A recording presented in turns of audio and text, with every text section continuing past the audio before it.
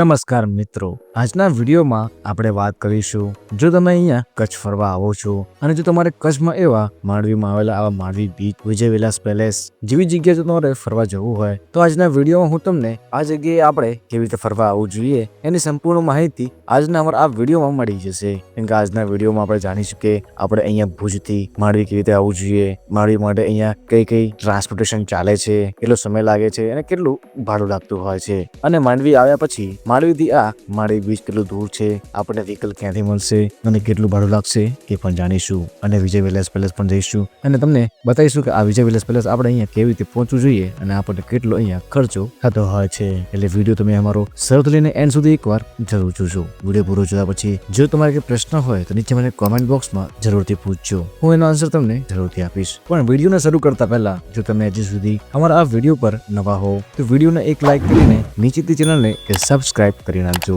જેથી અમારા આવા જ ઇન્ફોર્મેટિવ વિડીયો તમને સૌથી પહેલા જોવા મળે. પહેલા વાત કરું આપણે અહીંયા માંડવી કેવી રીતે આવવું જોઈએ.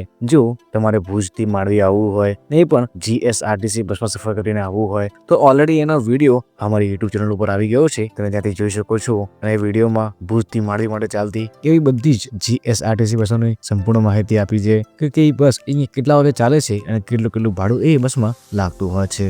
તમે એ બસમાં સફર કરીને આરામથી અહીંયા માંડવી આવી શકશો. એટલે તમે સૌપ્રથમ આ બસોમાં સફર કરીને આરામથી આવી જાઓ માંડવી. અને માંડવીના બસ સ્ટેન્ડ થી આ માંડવી બીચ એ ખાલી 2 કિલોમીટરના અંતર ઉપર જ આવેલું છે. જો તમારે અહીંથી માંડવી બીચ જવું હોય તો તમને માંડવીના બસ સ્ટેશનના બહારથી તમને ઘણી બધી એવી ઓટો મળી હશે જે તમારી પાસે પર પર્સન 20 રૂપિયા લઈને તમને માંડવી બીચ ડ્રોપ કરતા હોય છે. પરંતુ જો તમે અહીંયા ભાવ કરાવી શકતા હો તો તમે પર પર્સન 10 રૂપિયામાં જ આરામથી અહીંયા માંડવી આવી શકો છો, જે તમારી ઉપર અહીંયા નિર્ભર કરતું હોય છે. એટલે તમે સૌપ્રથમ ઓટોમાં સફર કરીને આરામથી આવી જાવ અહીંયા માંડવી બીચ. કેમ કે માંડવી બીચ અહીંયા 24 કલાક ઓપન રહેતું હોય છે અને અહીંયા કોઈ પ્રકારની રોકટોક એ મુસાફરો માટે લગાવવામાં નથી આવી. તમે અહીંયા ક્યાંય પણ ફરવા આવી શકો છો. અને અહીંના આ માંડવી બીચ થી એ સવારના અને સાંજના વ્યૂ એ ખૂબ જ સુંદર દેખાતા હોય છે. કેમ કે અહીંયા સવારનું તમને સનરાઈઝ જોવા મળે છે અને સાંજનું તમને સનસાઇટ જોવા મળતું હોય છે. અને એનું આ સનરાઈઝ અને સનસાઇટ એ ખૂબ જ સુંદર હોય છે. અને અહીંના આ સનરાઈઝના સમયે આખું આકાશ અહીંયા લાલ અને કેસરી જોવા મળતું હોય છે. અને આ બીચ પર તમને ઘણી બધી એવી ખાણીપીણીની દુકાનો જોવા મળી હશે. અને એવું કહેવાય છે કે માંડવીની અહીંયા આ દાબેલી છે એટલે કે કચ્છી દાબેલી એ ખૂબ જ ફેમસ હોય છે. તમે અહીંયા આ કચ્છી દાબેલી પણ એન્જોય કરી શકો છો. અને અહીંયા તમે બાઇક રાઇડિંગ છે, હોર્સ રાઇડિંગ છે, કેમલ રાઇડિંગ છે, એવી ઘણી બધી અહીંયા એક્ટિવિટીઝ પણ કરી શકો છો. અહીંયા પર પર્સનનો અહીંયા 100 રૂપિયા આસપાસ ચાર્જ લાગતો હોય છે. તમે અહીંયા 100 રૂપિયામાં આ બધી વસ્તુ અહીંયા એન્જોય પણ કરી શકો છો. જો તમે અહીંયા ભાવતલ કરાવશો તમે ભાવતલમાં એ તમને થોડુંક ડિસ્કાઉન્ટ પણ કરી આલતા હોય છે, જે અહીંયા તમારી ઉપર એ નિર્ભર છે. અને આવી રીતે તમે અહીંયા આખું આ માંડવી બીચ ફરીને તમે અહીંયા આરામ કરીને અને તમે એની આ બધી સ્પોર્ટ એક્ટિવિટીઝ કરીને તમે અહીંયા આ માંડવીમાં આવેલા એવા વિજય વિલાસ પેલેસ પણ એ ફરવા જઈ શકો છો. અને આ વિજય વિલાસ પેલેસ કેવું છે, શું આપણે વિજય વિલાસ પેલેસ અહીંયા ફરવા જવું જોઈએ, એની બધી જ માહિતી હું તમને વિડીયોમાં આગળ જણાવી દઈશ. પરંતુ એને પહેલા જો તમે અમારા આ વિડીયોને હજી સુધી એક લાઈક નથી કર્યું તો જલ્દીથી અમારા આ વિડીયોને એક લાઈક અચૂકથી કરજો.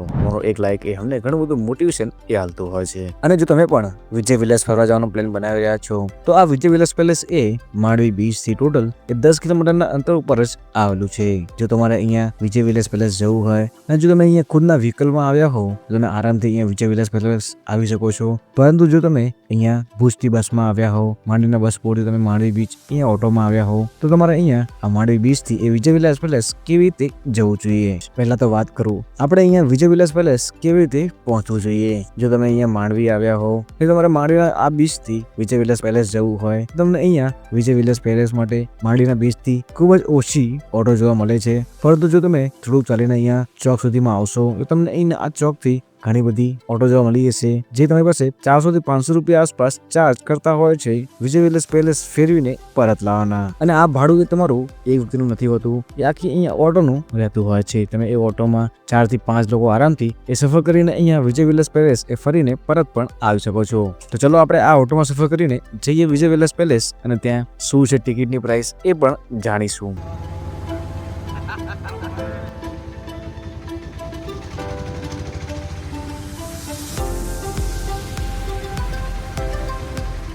તો ફાઇનલી આપણે ઓટોમાં સફર કરીને પહોંચી ગયા વિજય વિલાસ પેલેસ. અને વાત કરું અહીંના આ ઓટોના રેન્ટની, તો જો તમે અહીંયા ઓટોમાં સફર કરીને વિજય વિલાસ પેલેસ આવો છો અને જો તમે આ જ ઓટોમાં સફર કરીને પરત પણ જવાના હો, તમારા માટે આ ઓટોવાળા ભાઈ અહીંયા તમારું વેઇટ કરતા હોય છે. અને આ ઓટોનું અંદરનું એન્ટ્રી ટિકિટ એ 20 રૂપિયા આસપાસ રહેતી હોય છે. પછી તમે જેવી ગાડીમાં અહીંયા આવો છો એ ટાઈપનો અહીંયા આ ગાડી ચાર્જ તમને લાગતો હોય છે.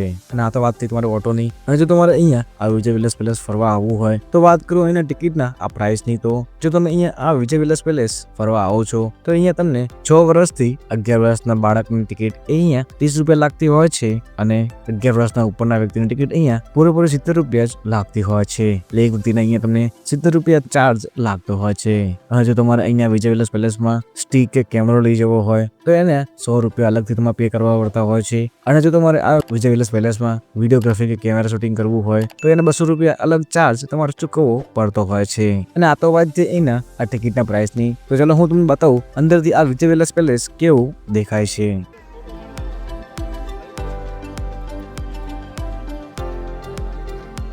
અને જોઈ શકો છો આ રહ્યું એ વિજય વિલાસ પેલેસ, જેથી આ કેટલું સુંદર દેખાય છે.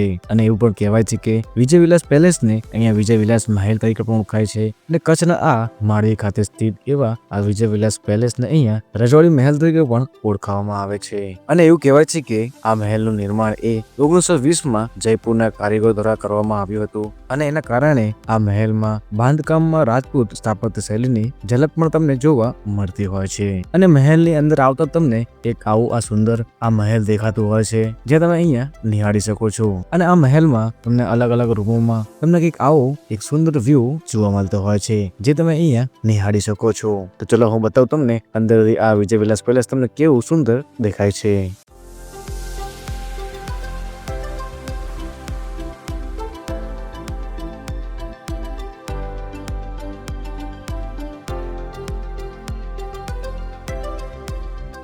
અને જોઈ શકો છો આ સેકન્ડ ફ્લોર છે આ વિજય વિલાસ પેલેસનો. ને અહીંથી આ સુંદર વ્યૂ છે, જ્યાંથી તમને આ વિજય વિલાસ પેલેસની બહારની આ ઓપન સ્પેસ જોવા મળતી હોય છે. ને એની આ સુંદર સુંદર વિન્ડો એ તમને આખા આ મહેલમાં ચારે ફરતી જોવા મળતી હોય છે. તો ચલો હું બતાવું તમને અહીંનો આ સેકન્ડ ફ્લોર.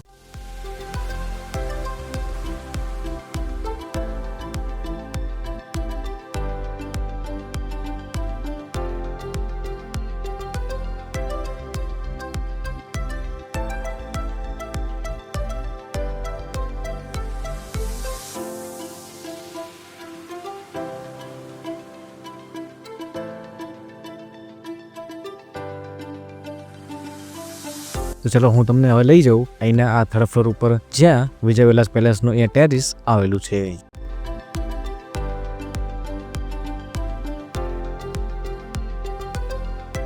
ને અહીંથી આ વિજય વિલાસ પેલેસ ખૂબ જ સુંદર દેખાય છે, કેમ કે અહીંની જે આ જયપુરી કારીગરીનો તમને અહીંયા ઉત્તમ નમૂનો એ જોવા મળતો હોય છે. અને વધારે પડતા મુસાફરો અહીંની આ ઉપરથી જે ફોટોગ્રાફી થાય છે એનો અહીંયા આનંદ માણતા હોય છે. તમને આ વિજય વિલાસ પેલેસ કેવો લાગ્યો છે એ રીતે મને કોમેન્ટમાં કહેવાનું ના ભૂલતા.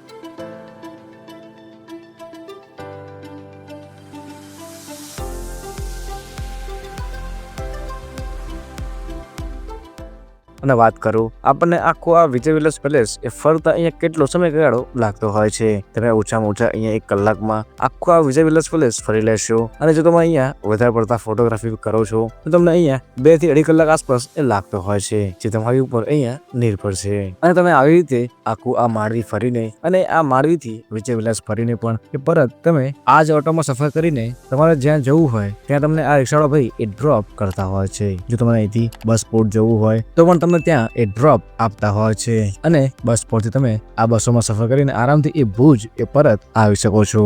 અને વાત કરું આપણે આ અહીંયા વિજય વિલાસ પેલેસ આવીએ છીએ તો શું વિજય વિલાસ પેલેસ આપણે જવું જોઈએ? ના જઈએ તો પણ ચાલે. તો હું તમને વાત કરું, ભુજમાં પણ એક મહેલ આવેલું છે. એ મહેલનું નામ છે પરાગ મહેલ અને પરાગ મહેલ જેવું જ અહીંનું આ વિજય વિલાસ પેલેસ તમને જોવા મળતું હોય છે. અને જો તમે માંડવીના બીચ થી પ્રાઇવેટ ઓટો કરીને તમે વિજય વિલાસ પેલેસ જાઓ છો તો તમને એ ઓટો ચાર્જ લાગે છે, અંદર ટિકિટ ચાર્જ લાગે છે અને તમારા એ આવવાના અને જવાના એ ટોટલ 3 કલાક બીજા લાગતા હોય છે. તમારું આ 3 કલાક પણ તમારા બગડતા હોય છે અને તમારું આ પૈસાનું પણ જોઈએ એવું વળતર નથી મળતું. કેમ કે અહીંયા વિજય વિલાસ પેલેસ ખૂબ જ સરસ છે. તમે એકવાર જીવનમાં આવી શકો છો. પરંતુ જો તમારું અહીંયા પર્પસ ફોટોગ્રાફીનું હોય કે વિડીયોગ્રાફીનું હોય તો તમે અહીંયા અચૂકથી એ વિજય વિલાસ પેલેસ જવું જોઈએ. કેમ કે આ વિજય વિલાસ પેલેસ એ ફોટોગ્રાફી અને આ વિડીયોગ્રાફી માટે એ ખૂબ જ સુંદર છે. તમે અહીંયા ખૂબ જ સુંદર વિડીયોગ્રાફી અને ફોટોગ્રાફી એ તમે કરી શકશો. અને તમને અમારો આ વિડીયો કેવો લાગ્યો છે એ નીચે મને કોમેન્ટ બોક્સમાં કહેવાનું ના ભૂલતા. મળી જવાના વિડીયોમાં. જય જય ગરવી ગુજરાત.